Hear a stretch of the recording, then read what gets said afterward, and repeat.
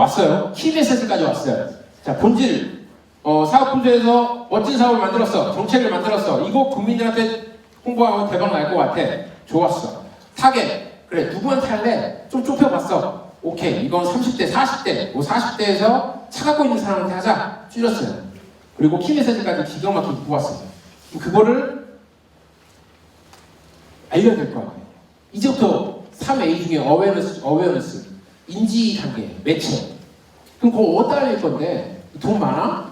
아니, 우리 돈 없는데요. 신에게는 아직 작고 소중한 홍보회사에 남아있습니다. 어떤 매체로 알릴 것인가? 돈이랑 관련되어 있는 부분인데 꼭 돈이 없어도 또 꼭 돈이 있어야만 하는 거 아니에요. 물론 홍보는 돈이 있어야 돼요. 돈 있으면 잘할 수 있어요.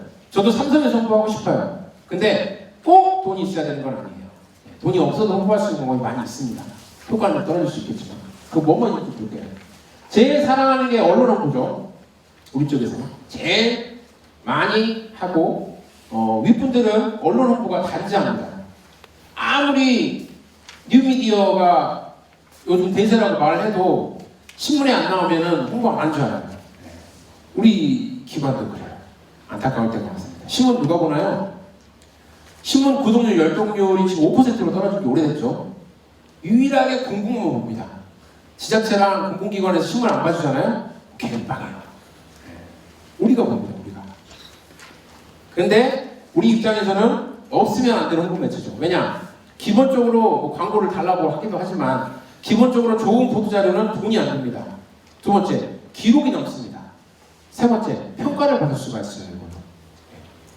그래서 언론 홍보를 지자체, 공공기관, 연구기관들은 필수적으로 합니다. 저도 홍보처에 오면서 가장 먼저 한 일이 보도자료 작성한 거였어요. 그래서 언론 홍보는 우리와 뗄래야 뗄 수 없는 가장 큰 꼭지죠. 뭐 국정감사하거나 감사받더라도 다 보도자료에 기반을 하더라고요. 우리나라 언론사가 몇 개 있는지 아세요? 여기 공보실도 오셨죠? 공보실 물건에 해치진 않는데 손 안 드시네. 우리나라 언론사 개수를 우리 한번 맞춰볼까요? 우리나라 언론사 개수 몇 개일까요? 14,000. 업입니다. 자, 부총장님 이기실 분. 14,000. 또 얘기하실 분. 맞추신 분에게 가장 큰 선물을 드리겠습니다. 우리 인형, 안전벨트 인형. 몇 개라고요? 18,000? 18,000. 24,000. 제가 정답을 보셨네요. 분명히 이 뒷페이지에 답이 있거든요. 이런 게 바로 위트라고 하죠. 위트. 재치. 답이 있거든요. 축하드립니다. 이거 안전벨트 인형이에요. 애들 찰 때. 이제 선물이 하나 남았습니다. 시계. 절대 어려운 질문을 하지 않습니다. 뒤에 답이 있어요. 우리나라 언론사 개수. 유일하게 보신 분이에요. 우리나라 언론사는 24,481개입니다. 문화체육관광부에서 매년 고시를 하고 있는데 작년 기준으로 24,483개가 나왔어요. 어마어마한 언론사 개수죠. 그리고 그 중에서 인터넷 언론사들이 계속 성장하고 있습니다. 매년 1,000개씩만 늘어나요. 그 말은 무슨 얘기냐? 우리 공보실이 담당해야 될 언론사들이 그만큼 많아지고 있다는 얘기예요. 힘들겠죠.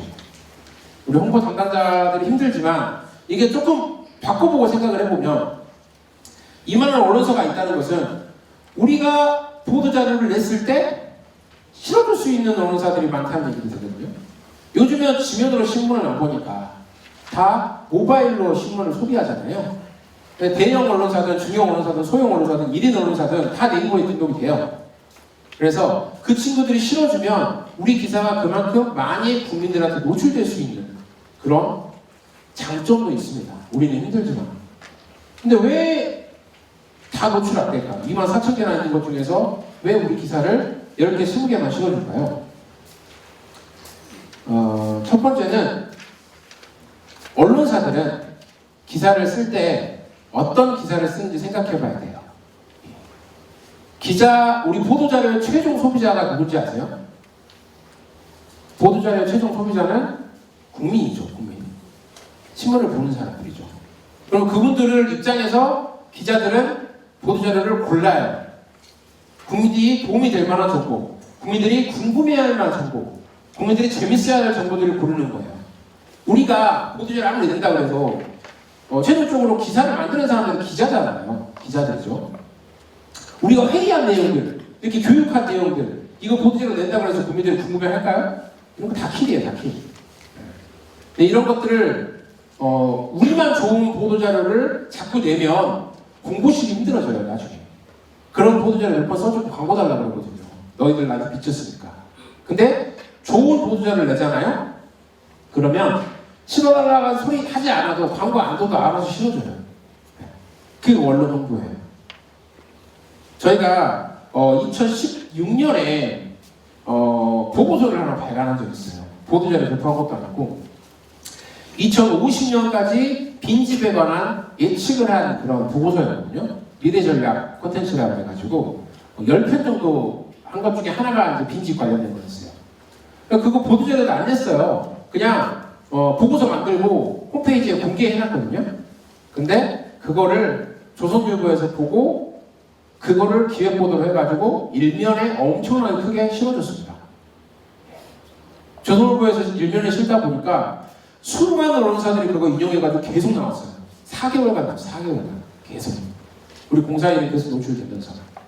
그만큼 언론사들은 보도자료 좋아합니다.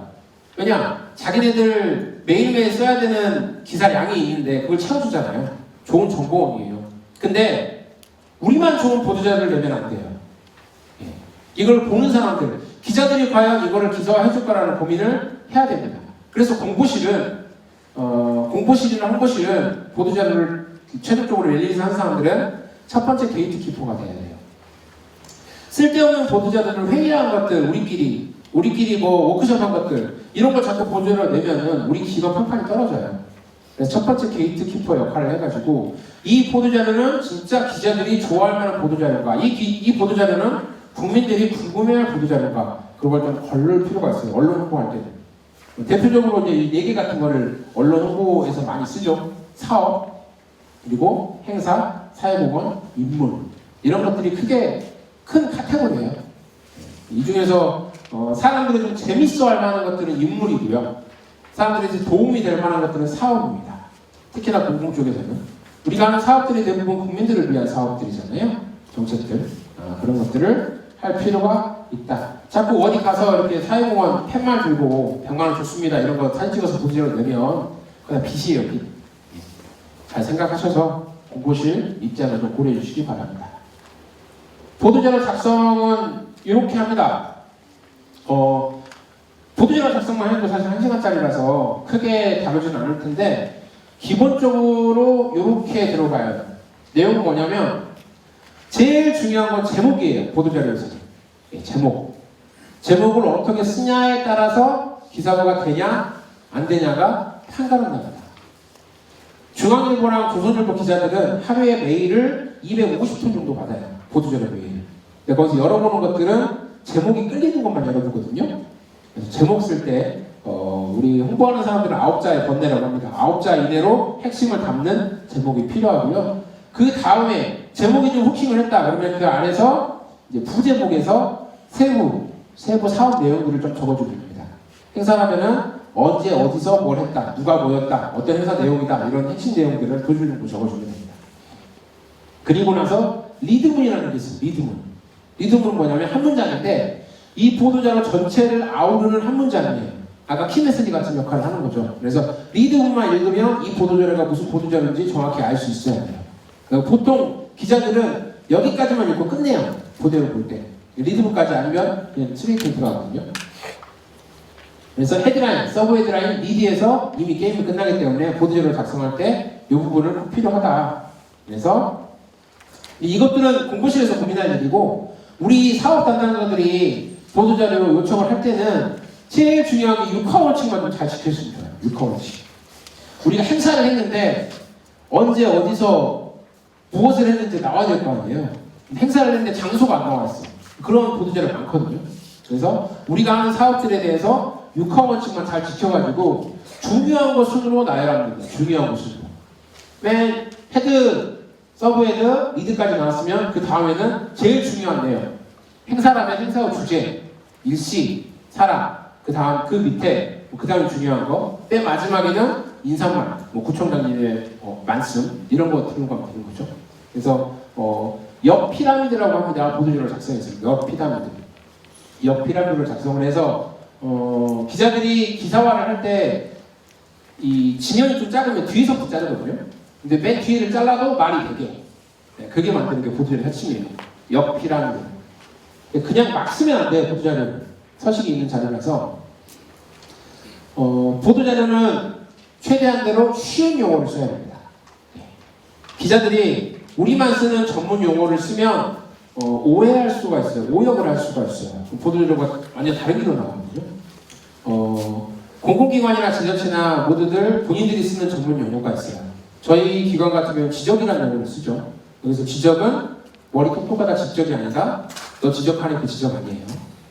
토지의 호적, 지적을 말하는 건데 이 단어 저희 기관에 가장 많이 쓰는 단어로서 전문 용어예요. 그래서 이거를 좀 순화시킬 필요가 있습니다. 우리가 사용하는 용어들을 보도자료에서는 쉽게 바꿔줄 필요가 있어요. 그리고 나머지 것들은 뭐 보시면 될 것 같아요. 이거 다 설명하기에는 시간이 뭐 없어가지고 중요한 거는 보도자료 이거는 모든 글은 똑같아요. 글쓰기 강의를 할 때도 똑같이 말하는데 중문 복문은 글의 힘을 떨어뜨립니다. 단문으로 써요. 단문. 글은 짧으면 짧을수록 힘이 생기거든요. 그리고 짧을수록 사람들이 이해를 잘 할 수가 있어요. 메시지를 탁 전달을 해요. 문장이 길어지면 이게 내가 문장을 좀 멋있게 써보겠다, 기교를 부리겠다, 수식어 많이 넣고 막 화려하게 쓰면 이게 주어랑 수어랑 호응이 안 돼가지고 메시지 전달이 잘 안 돼요. 그리고 나만 멋있어. 상대방은 하나도 멋없어요. 문장을 보도자료 쓸 때는 항상 단문으로 써야 돼요. 단문. 짧게 쓰는 것만 명심하시면 좋을 것 같습니다. 요것도 한번 꼭 말씀을 드리려고 해요. 우리가 언론 홍보하면서 가장 등골이 서늘할 때가 부정보도 날 때죠. 부정보도가 안 날 수는 없습니다. 옛날처럼 언론사를 통제할 수 있는 상황이 아니기 때문에 부정보도를 완전 막을 수는 없어요. 근데 부정보도를 났을 때 이걸 어떻게 대처하는가에 따라서 확산을 막을 수가 있어요. 확산. 그 노하우거든요. 저희 기관은 이제 땅 관련된 업무를 하다 보니까 민원이 많아요. 땅 관련된 민원이 많습니다. 실제로 침량을 잘못해가지고 민원이 발생하는 경우도 많이 있어요. 그러면 대구에서 한번 그 철도 지나가는 길이랑 토지랑 겹쳤는데 그 토지를 좀 조그맣게 어떻게 결정이 됐나 봐요. 그래서 방송사에 찔렀어요. 그러니까 대구 MBC에서 와가지고 취재를 했거든요. 부정보도가 나면 그 건에 대해서 잘못한 것을 시인하고 앞으로 어떻게 하겠다 이렇게 말하면 끝나요. 사실 저희가 그 자료를 만들어서 드렸거든요. 이대로만 말씀하세요라고 말씀드렸는데 저희 기관이 기술자 집단이다 보니까 기술자들은 특징이 뭐냐면 기술자랑 선생님 이런 분들 특징이 뭐냐면 자꾸 뭘 알려주고 싶어요. 상에 대해서. 그래서 기자가 오니까 얘기를 합니다. 이게 이 건은 맞아. 잘못한 게 맞아. 근데 이것뿐만 아니라 우리나라 지적도가 1910년도에 만들어졌단 말이에요. 일제시대에. 그 100년대에 만들었으니까 종이가 좀 뭐 찢어지기도 하고 이게 늘기도 하고 그럴 거 아니야. 그래서 우리나라에서 이런 땅들이 엄청나게 많아. 나만 잘못한 게 아니야. 이거 다 계속 나올걸? 이렇게 얘기를 할 거예요. 그래서 뭐 그 당시에는 대나무 자로 했다느니 뭐 그 당시에는 뭐 현장 안 가고 끄섰다니 이런 얘기를 계속 했어요. 이걸로 끝나는 거를 기자들이 얘기해보니까 이거 뭐 또 있나요? 재밌네? 하면서 계속 파는 거예요. 그래서 시리즈로 3회까지 나왔습니다. 한 번에 끝날 거예요. 3회까지. 그래서 공보실에서 주의할 거는 뭐냐면 부정보도가 났어요. 그러면 이 커리큘럼을 타면 돼요. 처음에 언론사에서 취재가 왔어요. 뭐 잘못한 거 가지고. 그러면 제일 중요한 건 즉답을 하면 안 돼요. 그 자리에서 바로 답변을 하면 100% 실수합니다. 절대 바로 답변하지 마세요. 뭐든 알아보고 연락드리겠습니다. 라고 하면서 그 기자가 질문한 요지를 적고 연락처랑 매체를 적어가지고 기록만 해주세요. 그리고 이거 알아보고 확인한 다음에 전화 다시 드리겠습니다. 2시간 안에 전화 드리겠습니다. 뭐 이렇게 말씀하시면 돼요. 이게 첫 번째 단계 제일 중요한 거예요. 애드리브 하거나 전화 받자마자 언론사한테 바로 대답하지 않는 거. 이것만 해도 80점 이상입니다. 자, 전화 왔어요. 띠리리리 그거 민원 발생했는데 어떻게 된 거예요? 하면은 어떤 내용이실까요? 하고 연락처랑 기자 이름, 매체명, 질문 용지 적었습니다. 끊어요. 바로 공보실이랑 홍보실에 연락을 하는 거죠. 이런 상황이 있었습니다 라고만 하면 공보실은 그때부터 이제 바쁘게 움직이는 거죠. 진위 여부 파악하고 답변서를 만드는 거예요. 우리가 언론사를 상대할 때 제일 주의해야 될 게 애드리브예요. 내가 아무리 말을 잘한다고 해도 언론사랑 대화를 할 때는 그 친구들이 긁어내고 파내는 거가 일이기 때문에 나도 모르는 사이에 실수를 할 수가 있어요. 그래서 공보실은 정제된 답변서를 만들 필요가 있습니다. 그리고 답변하는 사람들은 그 답변 내용만 계속 반복해야 돼요. 앵무새처럼 계속 반복해야 돼요. 물론 그 내용에는 잘못한 거 시인하고 앞으로 어떻게 하겠다는 내용이 들어가 있어야겠죠. 그 대신 언론사 입장에서는 팩트는 맞아. 근데 더 캐고 싶은데 이 사람이 계속 이것만 얘기해. 틀린 얘기는 아니야. 거기서 끝나거든요. 확산은 안 돼요. 우리가 부정보도를 완전 막을 수는 없지만 부정보도가 났을 때 그게 확산하지 못하게 하는 게 공보실과 홍보실의 역할입니다. 그리고 그 첫 번째는 애드리브 안 하고 즉각 피하는 거. 요거까지만 해주셔도 돼요. 우리 실무자들. 부정보도 확산이 있습니다. 요거는 아마 전체가 다 해당되지는 않을 텐데 저희 기관에서 쓰는 방법이거든요. 하나씩 말씀드릴게요. 언론 홍보 쪽에서 많이 쓰는 건데 돈 안 들이고 홍보하는 거예요. 하나는 기사의 피드백이에요. 기사의 피드백.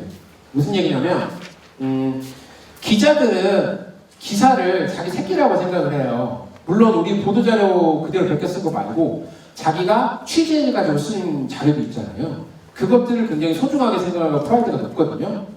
우리 보도자료가 아니더라도 한 번씩 관리해줄 지역 기자들 있잖아요. 기자들 이름 네이버에 검색해가지고 최신 기사 중에 괜찮은 거 있으면 문자하고 전화로 기자님 이번 기사 굉장히 괜찮던데요? 어떻게 그런 걸 취재하셨어요? 이렇게 한번 전화 한번 해보세요.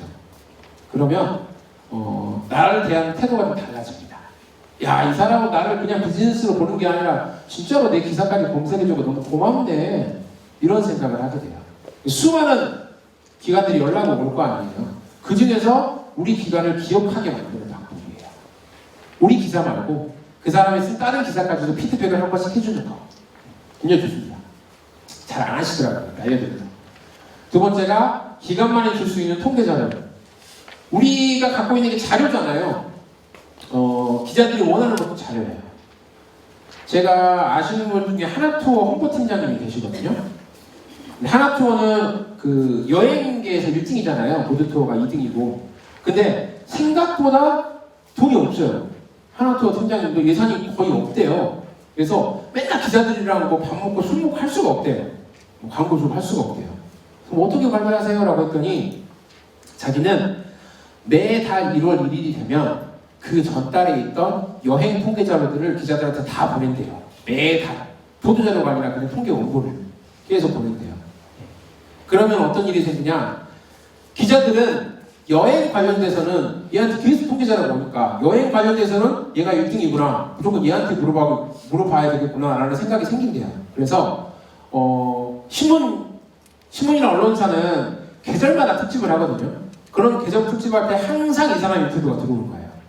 뉴스들도 계절 관련된 뉴스 꼭지를 소개할 때 항상 이 팀장이 인터뷰를 하고 돈 한 푼 안 드리고 내가 이 분야 전문가, 내가 이 분야 탑이면 나한테 정보를 얻으려고 하고 나한테 자문을 받으려고 합니다. 언론사는.